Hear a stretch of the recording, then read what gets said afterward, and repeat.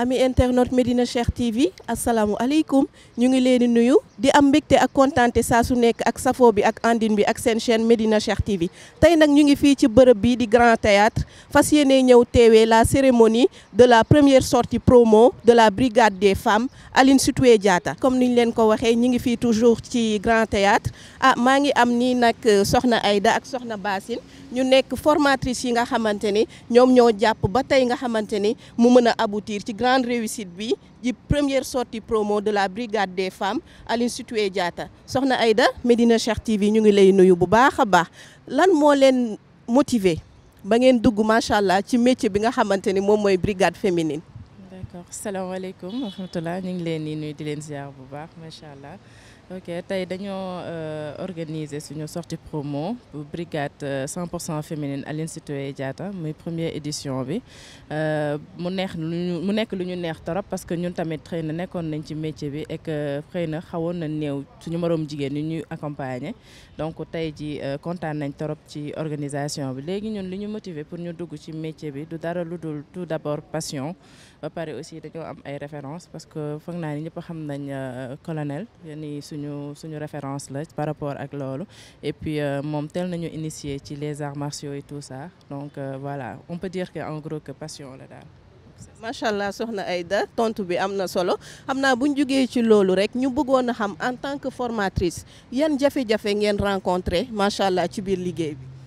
voilà bon affaire yi mën nañ ne ay wax ay jafe-jafe la mais aussi loo ci gis bànneex la parce que tamit jigéen ñi lu ñu mënti di wax ay jàmbaar lañ parce que volonté ak détermination moom duñ ne manqué nañ ko parce que par exemple li nga mën a njëkk cité moo di xëy na jigéen tamit bu xawee am feebar rek da koy xaw a jàpp tuuti et puis brigade bi macha allah am na fi ñoo xamante ne dañu feebar am na ñoo xamante ne ay asthmatique lañ am ñoo xamante ne ay cardiaque lañ am ñoo xamante ne tamit yàlla am na lu mu wàññi tuuti ci seeni cër mais wax dëgg yàlla nu ñu wanee nu ñu bëgg ak yëpp ñun tax na ba ñun tamit dañoo sawaroon ci former leen et puis tey jii xëy na peut-être ku mel ne major dafa am idée boo xamante ne dafa pertinent ba nga xamante ne moo di dafa décider former gars yi en sécurité et en sûreté pas seulement pour ñu nekk ay agents de protection rapprochés mais tey jii ñu mën leen yóbbu ci milieu yu bëri parce que tey jii xëy na xalaat benn exemple bu ñu mën a citer moo di tey jii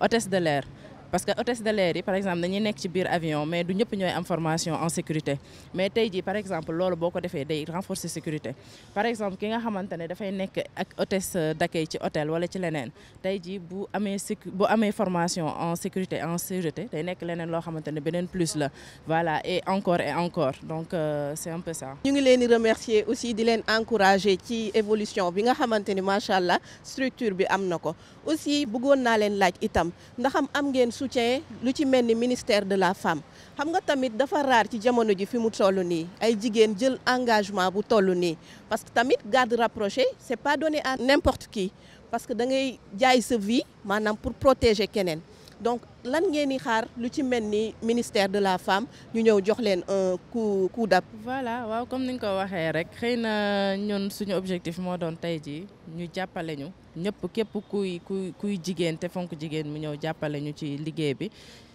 ñi ngi sant yàlla parce que comme ni nga waxee rek foo nekk rek en général dinañ la fekk si pour jàppale la surtout quand il s'agit de la femme.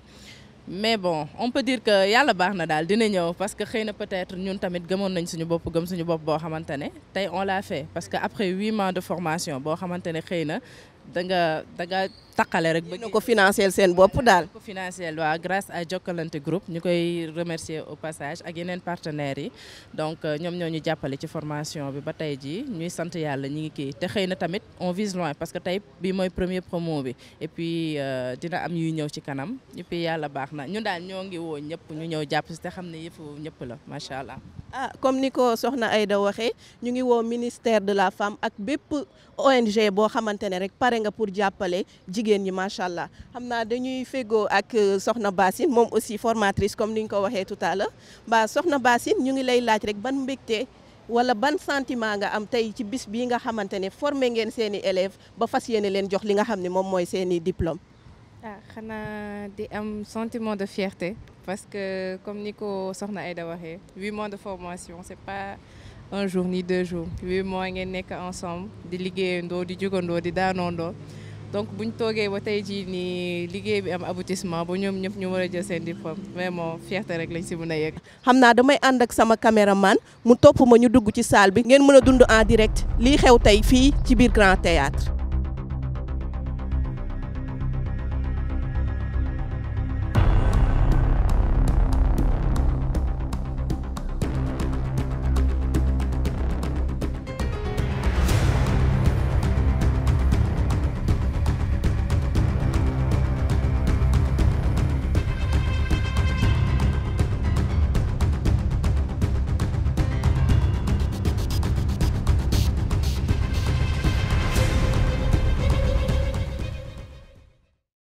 Bonjour de manière formelle, assalamu alaikum de manière spirituelle, na ngeen def yéen ñëpp de manière traditionnelle. maa ngi leen di nuyu yéen ñëpp di leen jox seeni wàccuwaay di kontaan ci seen teewaay. Je suis très honoré d'être parmi vous, mais aussi très honoré de vous compter parmi nous aujourd'hui. di rafetlu teewaayu le colonel. Notre papa Ababacar Sadikh Niang di rafetlu teewaayu notre grand maître, notre mentor qui est le grand chef Ndour. maa ngi lay nuyu di la dalal. maa ngi nuyu le président Max Fabien di kontaan bu baax. Je suis très honoré de sa présence. Merci monsieur le président d'avoir répondu présent. maa ngi nuyu ñëpp ñi nekk ci salle bi. mbokk yi ñu ngi leen di nuyu donc premier module formation brigade féminine bi mu ngi dellu ci wàllu communication ñu bàyyi leen ngeen xool. Oui, bonjour. Pouvez-vous me donner votre nom, s'il vous plaît? C'est monsieur Aoubacar Faye à l'appareil. D'accord, monsieur Faye. Que puis-je faire pour vous? tàggat nañ leen lu tolloog ci 15 modules. voilà donc benn ci module yi di secourisme ñu bàyyi ngeen xool image.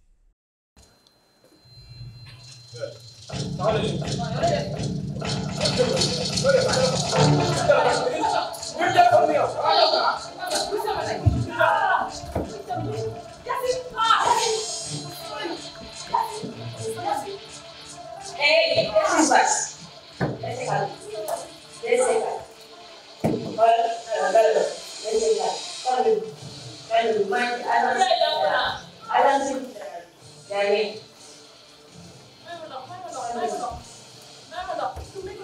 Non. Vous allez laissez calme.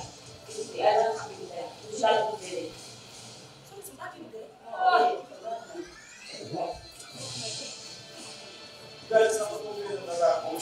Bonjour, je suis Emmanuel Ndao, agent de sécurité. Je viens d'assister à une agression à coup de l'école sécurité. La victime fait beaucoup de femmes.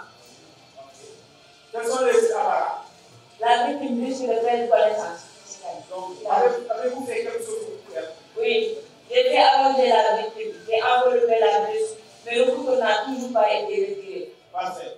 Est-ce que je peux rapprocher? Oui, vous pouvez approcher mon ami. Donc, benn exemple de sécurité la. papa yaay xarit voilà ñu ñëw seetaan ci seeni doom seeni frère seeni sœur voilà brigade féminine première promotion brigade féminine Aline Sitoé Diatta voilà ñu nekk ay xale yu xarañ en self-défense. voilà gis nga kooku da doon ñëw pour agresser jam na ko paaka nga gis xale bu jigéen bi du mu ko neutraliser voilà bu nekk formation boo xam ne nii bu ama solo la voilà ñu bàyyi leen ngeen seetaan image yi.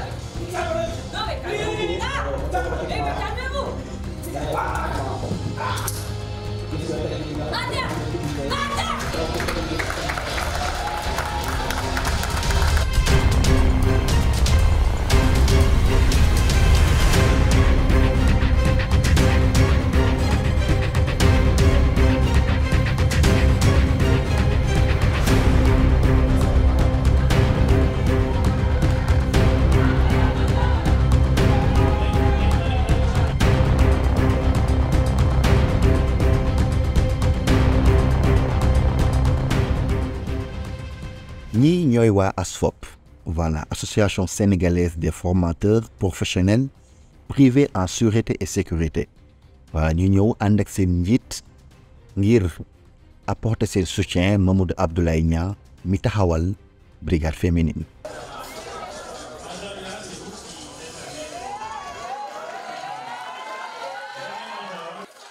remise de diplôme waaye tamit moment de communion fête bu ànd ak ambiance.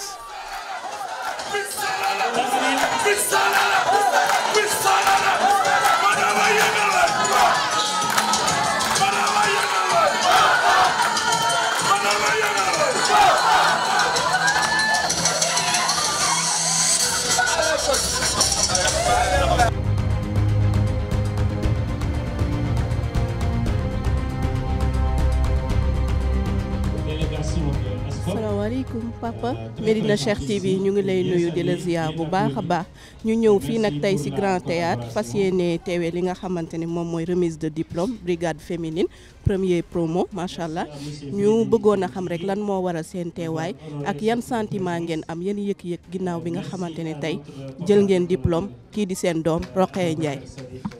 dañuy sant yàlla julli ci yonent ba pare di féliciter structure bi vraiment am nañu mbégte boo xam ni xam nañu fu mu commencé mais xamuñu fu mu yem di ñaan yàlla nag yàlla jàppale leen bu baax te aussi di ñaan pour ñu may ñi doole jàppale leen bu baax parce que voir nii ñuy def nii dina permettre xale yu bëri tegu ci yoon. suñuy doom am nañ ci yar am nañ ci xam-xam xam ne ni ñuy defee xam ne ni ñuy waxe ci loolu yëpp defuñu ko woon ci suñuy doom loolu yëpp yéen a ko ci def waaw moom daal dañu ni ñaanal rek di leen bàyyil yàlla rek. salaamaaleykum soxna si MCTV ñu ngi lay nuyu bu baax a baax tur bi ak sa. Waré Thiombane laa tudd Waré Thiombane. waaw Waré tey ñu ñëw fii fekk leen fii ci Grand Théâtre ngeen doon jël seen diplôme brigade des femmes ñu bëggoon a xam rek ban sentiment ak yan yëg-yëg ngeen am ci bis bi ginnaaw bi nga xamante ne vous avez fait un long parcours de combattant de 8 mois macha allah.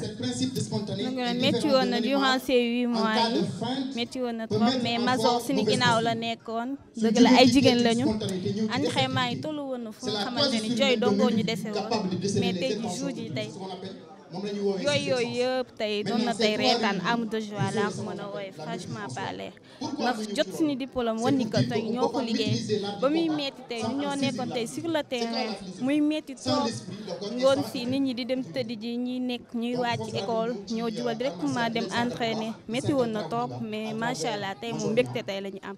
macha allah formation bi nekk na loo xam ne dalay aider ci lu bëri en étant que femme nga nekk jigéen war a génn ci mbedd mi nit ñi di la xeeb yenn saa yi nga tombé ci loo xam ne du genre nga mën cee défendre sa bopp maa ngi ñaax beneen jigéen ñi ñëpp daal ñu ñëw en tout cas l'essentiel lu baax la daal di nga mën a défendre sa bopp défendre sa famille.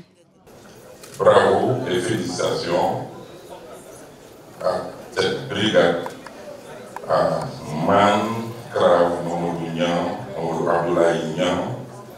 Mais avant tout, je voudrais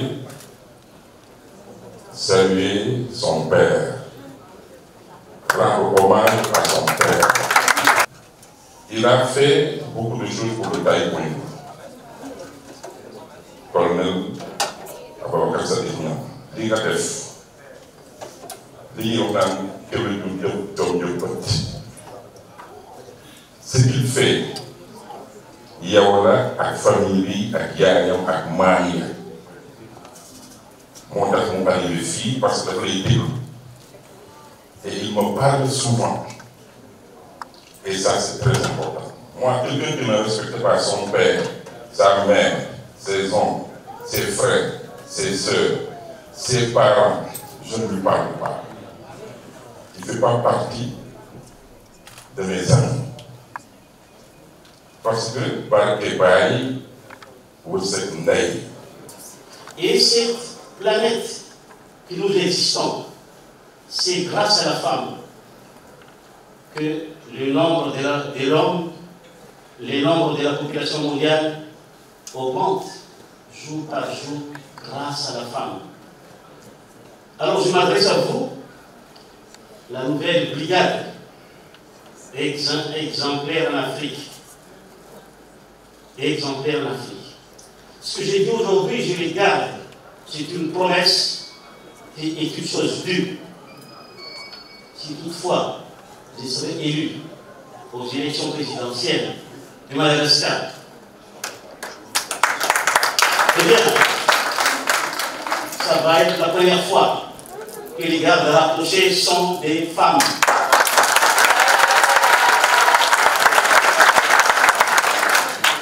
Ça me fait rappeler un petit moment, autant que vous, l'ère du colonel Kadhafi, qui a déjà démontré ceci. Et je vais continuer ce chemin parce que l'ère aujourd'hui, il faut donner à ces femmes la chance de s'exprimer parce que nous venons d'elles. Nous venons d'elles. Respectons la femme. Sur ce, je vous donne ma gratitude, ma bénédiction la plus totale à vous, la brigade féminine, première en Afrique, et témoin le monde entier. Même s'ils ne sont pas là, mais ils sont là en même temps. Les nouvelles vont se propager dans le monde entier. Alors, je tiens à remercier personnellement le président en face de moi, Abdoulaye Niang, et toute son équipe. Je m'adresse également à toutes et à tous les soutiens, les sponsors qui ont fait, les formateurs qui ont fait pour réaliser cette journée mémorable le 18 mars 2023 ici à Dakar. Merci à vous tous. A sorti la première promotion féminine de la gendarmerie, j'en avais fait un reportage. Il en était jaloux. Il disait aux femmes, il dit aux femmes, je ne vous demande pas de montrer vos dents. Ne souriez pas au son. Soyez fermes.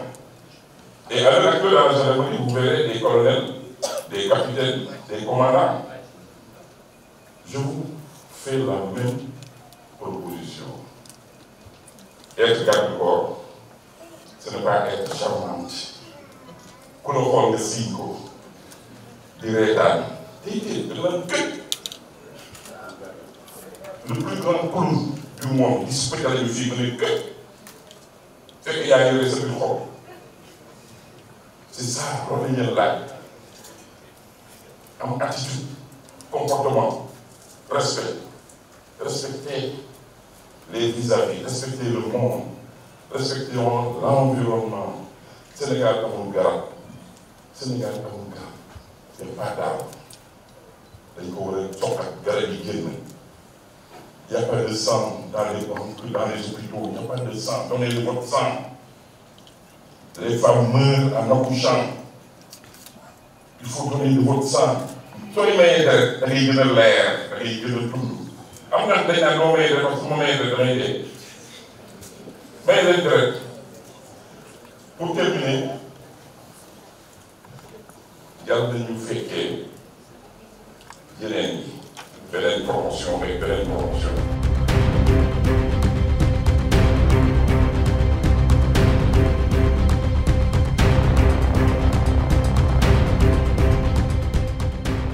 Voilà, alors suma tur Mamadou Ba la.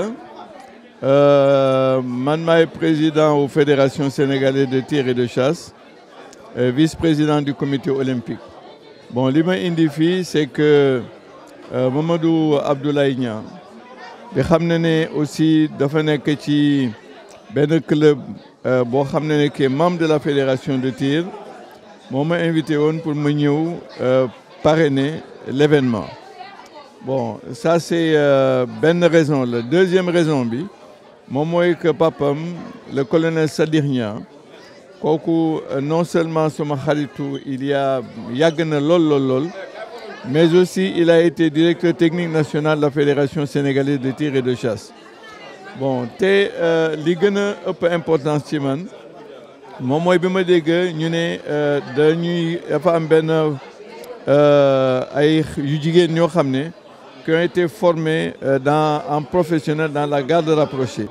Mais li ma gis aussi tey fii bon vraiment dafa nekk loo xam ne que lu dugg suma xol la parce que li ma gisee xale yu jigéen ñi ni ñu leen formé 60 jeunes filles et des dames aussi d'après ce que j'ai vu qui ont été formées dans des techniques de Krav Maga moom mooy que c'est une benn discipline la boo xam ne que vient d'Israël mais vraiment xam naa ne que lii wax dëgg yàlla lu mat a supporter la et c'est la raison pour laquelle d'ailleurs mais man en ce qui me concerne en tout cas dina ànd pour jàppale également Mamadou Abdoulaye Niang nga xam ne que moom la xale yi di wooyee major te xam ne que moom moo formé xale yu jigéen ñi ñëpp dans les techniques de la défense xam nga self défense moderne dafa nekk loo xam ne lu am importance la et c'est la raison pour laquelle moo tax ma ñëw fii ci événement bi là vraiment di féliciter ñëpp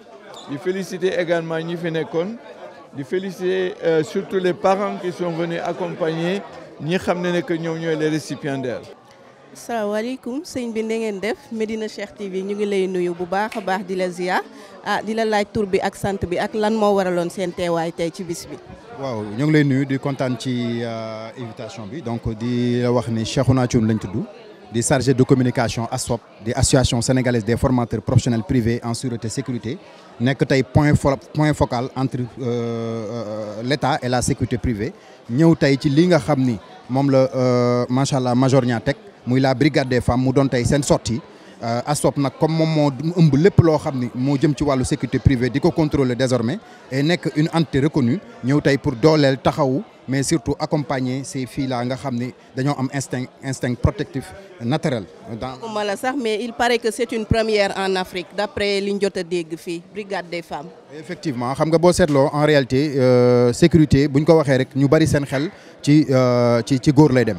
Et pourtant lu góor mën jigéen mën na ko raison pour laquelle d'ailleurs on a parlé ñu wax ci wàllu parité soo xoolee même Abdoulaye Wade ci côté gendarmerie et autres dafa ci impliqué woon jigéen ñi bu baax a baax ndax seen fulla seen fayda ak seen caractère loolu nag moo incité sûrement n'est-ce pas major Niang mu ñëw tey pourquoi pas créer une brigade boo xam ne brigade féminine lay doon ba tey gis ngeen seen exploit yi ñu def à travers la salle nga xam ne ñii vraiment boo leen xoolee ñu tàggat lañ parce que mbir mi xam-xam la rek donc xam-xam la jom la effectivement fulla fayda surtout ça il faut être très bien formé s'il y a cela rek je pense que voilà dinañ mën a doxal et là ce qu'on a vu aujourd'hui nous rassure et nous confirme effectivement que jigéen mën na def li nga xam ne góor moom lay def et surtout la sécurité.